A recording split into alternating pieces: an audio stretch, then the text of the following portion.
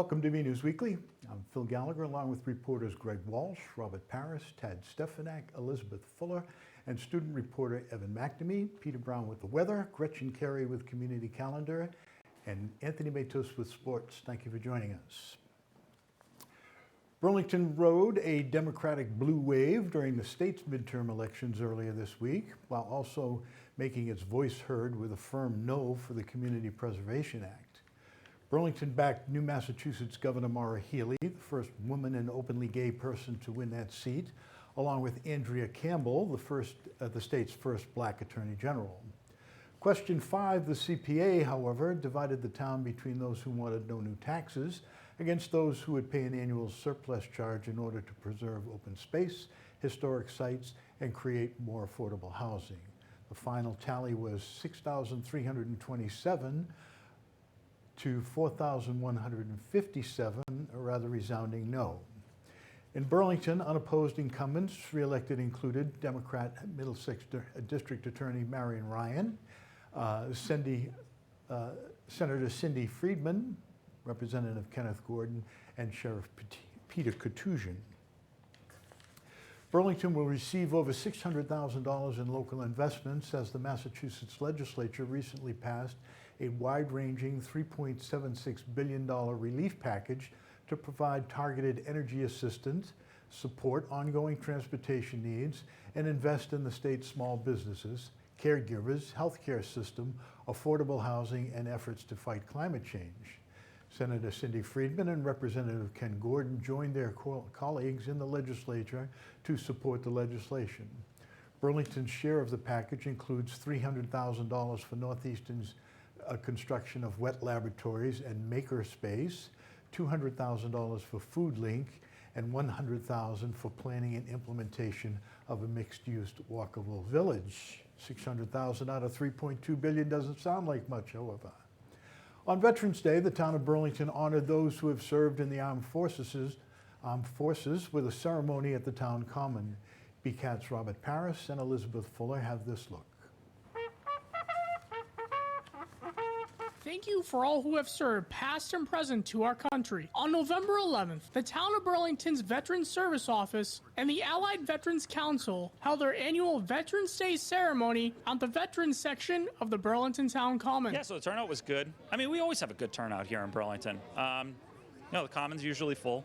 So it's always good to see. This year's guest speaker was Natalie Timperbrooks, where at the age of 17, she joined the Air Force and began basic training in San Antonio, Texas. My position in the military, I was a medical logistics. I got out as a sergeant. What I did was I made sure that the hospital was supplied with all the supplies it needed. I could be used for anything. TCN detail, which was following local nationals around, and then I would do triage. So if we had a mass casualty where we had 15 or more people come in with wounds, I would have to triage and make sure that the worst went in first. As the military men and women continue to fight for this great nation, our veterans here at home reflect on what the holiday means to them. Celebrating those that served and are still serving, and honoring those that are no longer here. I'm a history buff, right? So I love hearing other people's stories, and I think the best part of the day is talking to someone like Robert Morocco, who stood up. He'll be 100 on December 2nd, and hearing his story. And not that Veterans Day should be the only day that happens, but I feel like it at least affords the rest of the community and the country to reflect on some of the things that great people in this country have done.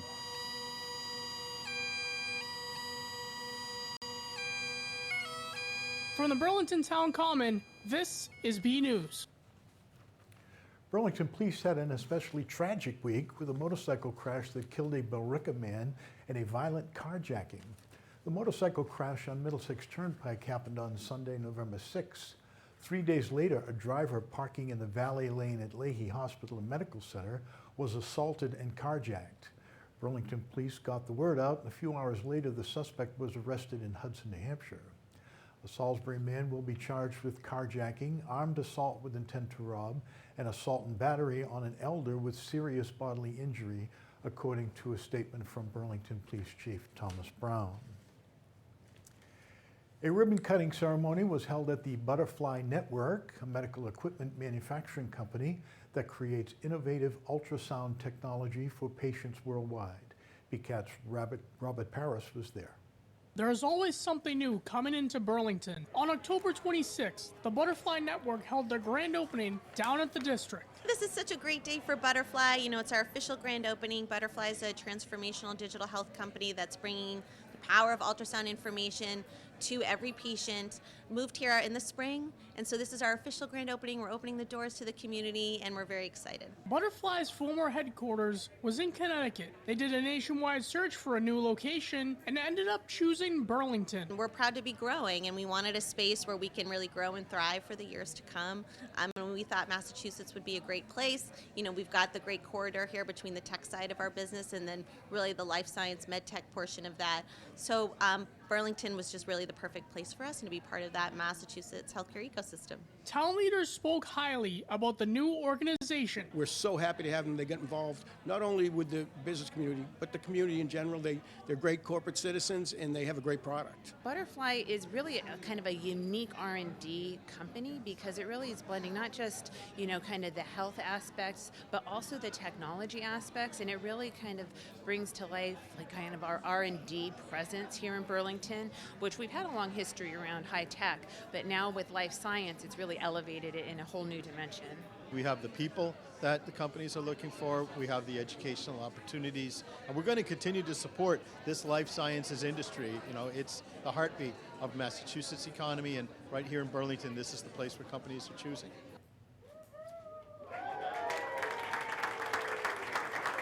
From Butterfly Network headquarters at the district, I'm Robert Paris for BNEWS Weekly. And there was another ribbon cutting in town. The Burlington Area Chamber of Commerce welcomed D1 sports training to Burlington. Elizabeth Fuller has the story. 1, 2, 3. From youth to adult, amateur to pro, there is something for everyone at D1 Training. D1 was started by a former professional football player. He was partners with Peyton Manning, and so they started down in Tennessee. They rapidly grew throughout the southeast of the U.S. with other professional athletes. And then about 5 years ago, they decided to go franchise, and I became one of their first franchisees. I had a heart attack at the age of 40 and realized that I needed to change my lifestyle and my health habits and all that. I was looking for something that was fun, family inclusive, reminded me of working out like I was a kid, and there was nothing like it in Boston. And so I figured, you know what, if it doesn't exist, I'm going to build it. Vic and his team have been very involved with the chamber and the community long before any construction happened. They understand that having a business in the community means being part of the community, and they certainly live that creed. We offer scholastic and adult training. We offer a scholastic 7 years old to 18 years old, and we divide that up into 3 groups. Our rookies are 7 to 11, our devos are 12 to 14, and our preps are 15 to 17. And then we also offer collegiate and adult group training programs. We also offer one-on-one training, small group training, and team training. All of our programs are designed so that we're not overtraining, we're not injuring, you're not over sore. There's a saying in sports, your best ability is availability. Our coaches are trained to work with young folks that are nervous, and when we get them hyped up, we make it fun. For adults, same thing, except we can also deal with injuries. We partner up with physical therapy locations, and so we work with their physical therapists to design a program so that we don't re-injure them by making them do something that we didn't know about. And we also offer all of our clients and members access to Theraguns and Theragun foam rollers to advance their recovery. D1 coming to town, it's just one of those, another business that chose to have one of their first locations in the area here. We've got a great daytime population. The residents are all looking to support local business, and the chamber really brings all of the business community and the residential community together. If you get an opportunity, stop down and check out D1. From D1 Training, I'm BNEWS volunteer reporter Elizabeth Fuller. The Pocket Park in the town center at 184 Cambridge Street between Sweet Ginger and Coldwell Banker Realty now has a name. The winner of the Name the Park contest, which began in July, is Mary Leach, a frequent Photo of the Week contributor here at BCAT. The winning name, Community Corner. Her submission was chosen among 115 entrants, and she also took home a $100 prize for her efforts. Congratulations, Mary. The Town of Burlington Economic Development Director, Melissa Tintakalis, says the Town Center Beer Garden Series not only succeeded in drawing customers to the less traversed town center, but helped create community camaraderie. BCAT's Tad Stefanak reports. As part of a placemaking revitalization project with the state, the Burlington Economic Development Office has been working with businesses and property owners to develop these parking spaces into Burlington's first ever pocket park, and holding a series of beer gardens to bring fresh interest to businesses in the Burlington Town Center. Overall, we'd say it was quite a success. I think we had a series of 4 beer gardens throughout September. By our estimates, we had about 300 people at each event. We had 6 to 10 businesses participate in different ways. Some set up tables, some provided food, and the intention was really to increase awareness of the businesses in the town center and bring foot traffic, bring kind of fresh energy here to the town center. And we feel like we accomplished that with this.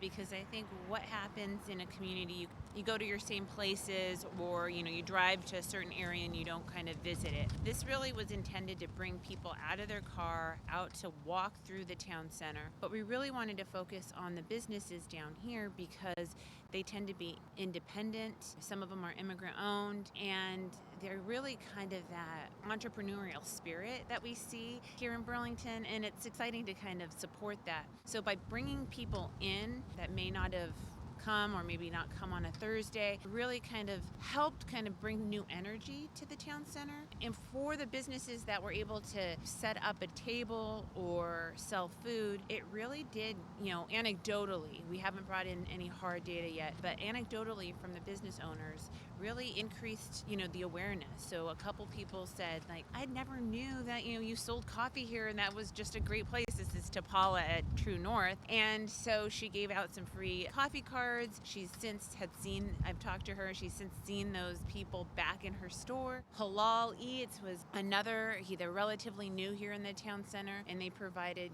homemade falafel, and they increased their business. They said a lot of people didn't know about them, so they were happy about that. So we have an informal group made of property owners and a couple of the businesses, and we have to still kind of debrief what worked, what didn't. Technically was a pilot program. So overall, we feel like it really kind of had the intention, the goal to increase awareness, but also I think there was this serendipitous kind of benefit that we had a social cohesion, opportunity. I think we saw, neighbors connecting a little bit more. We saw people who kind of are working in the area, from dentist office to lawyer's office, as well as town staff, come down, socialize. And that has, this kind of intangible benefit that I think, lends itself to, a sense of place in a building of community. From the Burlington Town Center, I'm BNEWS reporter Tad Stefanak.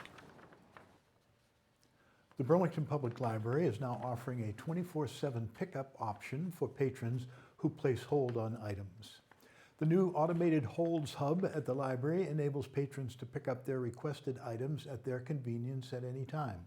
The holds hub functions much like an Amazon locker, with patrons receiving a unique code that allows them to access to a compartment with their library items inside. This tool is a tremendous step forward in our ability to serve patrons and meet their needs, BPL Director Michael Wick said in a statement. While we are unable to continue our curbside pickup service, we believe the locker will better meet patrons' needs by providing an automated system that is not bound by the library's normal business hours. If you haven't received your flu vaccine, the Burlington Board of Health still has vaccine available for adults and children. The Board of Health will be administering vaccine by appointment only on Tuesday, November 15 from 9 a.m. to noon at 61 Center Street. To make an appointment, please go to burlington.org. High-dose vaccines for those over the age of 65 are not available. All flu vaccines are free, but if you have health insurance, please enter your information when registering. Please wear a loose-fitting short-sleeve shirt. If you have questions or are unable to register online, call the office at 781-270-1955. We might be in for some wet weather this weekend, but perhaps there's hope for the remainder of the week. Let's find out with BNews meteorologist Peter Brown, followed as always by the community calendar with Gretchen Carey. Well, everyone, this is Peter Brown to look at your weather for the next 7 to 10 days. I know it's hard to believe we are already at Veterans Day coming up here, and we're only a couple of weeks away from Thanksgiving. Hard to believe that we are actually getting towards the tail end of fall now and into that lovely season of winter that we all love so much around here in the Burlington area.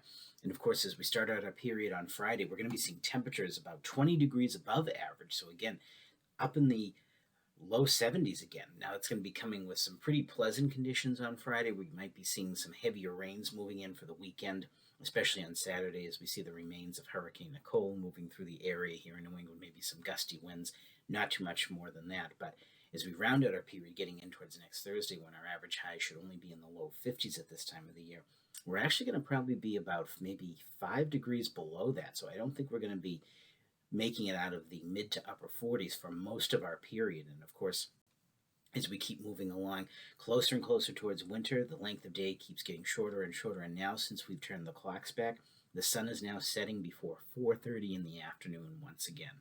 So as you go ahead, let's take a look at the Climate Prediction Center's calling for us here in the Burlington area over the next 7 to 10 days in terms of temperatures and precipitation.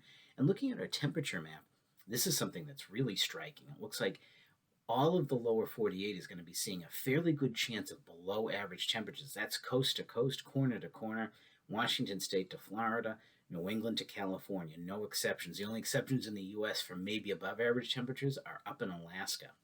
Here in the Burlington area, we are not going to be immune from that cold air, as again, I'm expecting us to see temperatures well below average, even for November standards as we go in towards the work week next week. Now looking at our precipitation chances, looks like we're going to have a chance of probably average precipitation. We've pretty much wiped out all of those drought deficits from the summer, so that's some great news. Our reservoirs and lakes are back up where they should be, which is great news before they start freezing up for the winter. And of course, we're going to be seeing again that chance of rain coming in here on late Friday into Saturday, so that will bring us some more beneficial rain out there, and we could see the chance of maybe some snow showers mixed in with rain as we get in towards the latter portion of the week, so we have to keep that in mind as well. So just go ahead, let's take again a look at those 7 days of weather coming up, and again starting in a period on Friday and Saturday. Veterans Day, it is going to be a fairly nice day out there, mostly sunny temperatures in the low 70s, a very pleasant day out there. Thereafter that, though, the remains of Nicole are going to be heading towards our area, and as we get in towards Friday evening into early Saturday morning, we're going to see some heavy rain moving through the area. That may drop a couple of inches of rain here in Burlington.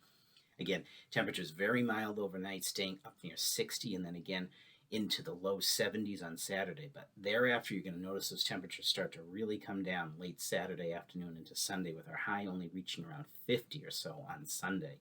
Thereafter, temperatures cool off even more, down to the mid to upper 40s for most of the work week. And again, we're going to have to keep an eye on Wednesday into Thursday. We may have a messy little storm moving to our south. We're going to have to see how much cold air can really bleed into our area to see if we end up mixing some snowflakes in with some very, very cold raindrops out there. So everyone, get out there, enjoy the weather, and have a great week.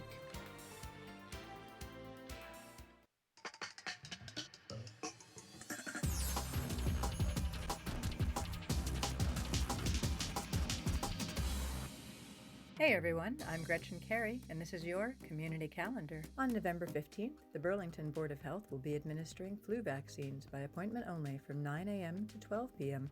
at 61 Center Street. If you have questions, call the Board of Health office at 781-270-1955. On November 17th, from 7 to 8:30 p.m., the Burlington Public Library will be having a Zoom presentation called Understanding the Russian Invasion of Ukraine with Brandon Gothier. Pre-registration is required, and the event is free. To register, go to burlingtonpubliclibrary.org. On November 19th, the Burlington Parks and Recreation Department will be having a 5K turkey trot at Burlington High School. $25 per person, and check-in is at 8 a.m. To register and for more information, go to burlingtonrecreation.org. I'm Gretchen Carey, and that was your Community Calendar. Turning now to sports, sports anchor Anthony Matos will check in to see how the Red Devils are doing in the playoffs. Let's have a look. Hey everyone, I'm Anthony Matos, and this weekly sports report is the postseason here at PHS, and a number of teams had a number of games. The Burlington Red Devils had a non-playoff game against Medford on November 4th at Varsity Field. We roll the highlights.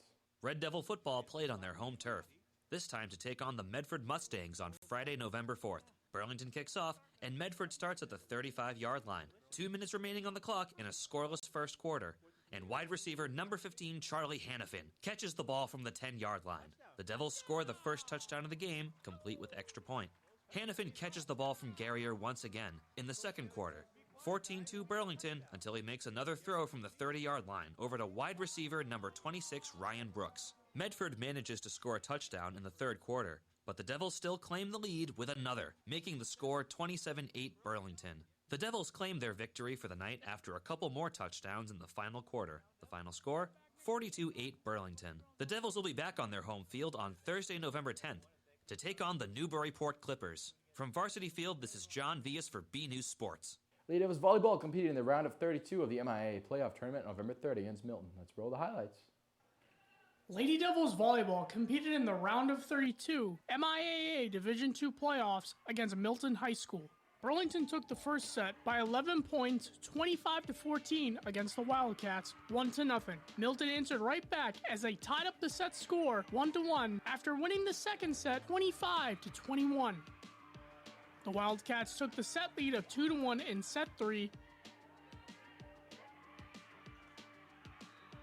Lady Devils were not going down without a fight as they bounced back with a set 4 win of 25-22. Now it was set 5, sudden death. The first to get to 15 won the game. Burlington gave it their all, however, it was a heartbreaking loss of 12-15. 4 seniors are departing from the team in June: Mia Abramo, Isabella Kasparian, Risha Thurbruvin, and Chloe Abudo. The Red Devil cross-country teams competed at the MSTCA Frank Mooney Cross Country Invitational at Rentham Development Center on November 5th. You can check out the results at bcattv.org/bnewsports. It was the last meet for the girls, and Jessica Wells is the only senior that will be departing from the offseason. As for the boys, they will continue the season at the MIAA Divisional Championship on November 13th at Stanley Park in Westfield. The conjoined Burlington and Woburn swim team competed at WPI on November 6th for the sectionals meet. The conjoined team finished 15th place and scored 26 points. They also earned a spot in the MIAA State Tournament at MIT on November 13th. Check out the results at bcattv.org/sports. Congrats to the team, and we wish them luck. Lady Devils Soccer clinched the MIAA Division II playoff in the preliminary round at home against Dartmouth. We have those highlights. Lady Devils Soccer competed in the preliminary round of the MIAA Division II playoffs against Dartmouth High School. In the first half, Dartmouth scored 3 goals.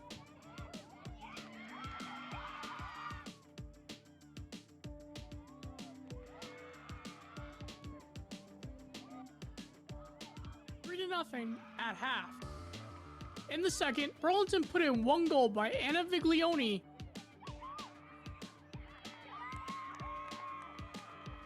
while Dartmouth finished off with 2 more goals.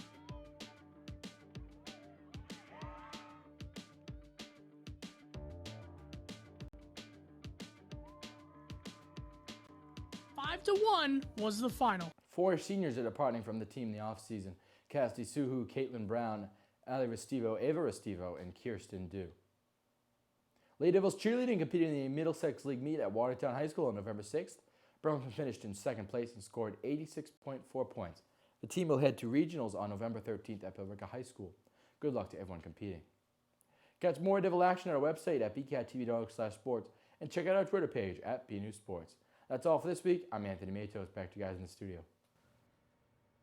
The Burlington Newburyport football results are in, with Newburyport prevailing 42-28 in a high-scoring affair.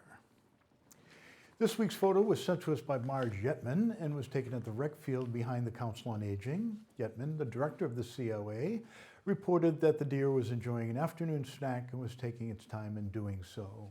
Thanks for the photo, Marge. Temple Shalom Emmett in Burlington hosted a pumpkin smash recently to raise awareness for composting and being good to the earth. BNews' Greg Walsh caught up with Rabbi Susan Abramson to learn more about this first-time event. It looks like a lot of fun, and it is, but there's also an important lesson going on here at Temple Shalom Emmett in Burlington, a lesson in composting and environmentalism. Well, on Sunday we had a big Smashing Pumpkins event at the temple, and it's all about raising awareness of environmentalism and the importance of composting and how that's going to help our very badly in need of help environment in our country and in the world. Rabbi Abramson explained how the event worked.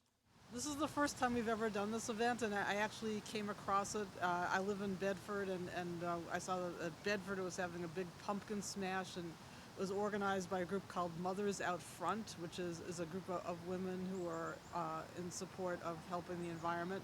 So I thought, gee, that would be great fun to have at the temple, and I bet a lot of people would enjoy the idea of smashing pumpkins, and it would really raise their awareness of the importance of composting. Abramson acknowledged that not only does Smashing Pumpkins help the planet, but it's something that's innately fun for all of us. Yeah, the adults, I have to say, were as much into this as the children, because we all got to take out our aggressions on a pumpkin. and it was wonderful to see people just like smashing and just those huge smiles on people's faces. And I think having experiential learning like this is a way for people to remember the importance of the issue behind the purpose of the event. There will be a second pumpkin smash next year, but the rabbi aims to widen its audience. We decided to just try it out ourselves and see how it worked. So now that we know what we're doing, we're going to invite the entire Burlington community next year to join us and have everybody bring their own pumpkins, smash them, and help the earth. To sign off, we asked the rabbi to demonstrate her pumpkin smashing skills, which are careful and calm, but extremely effective.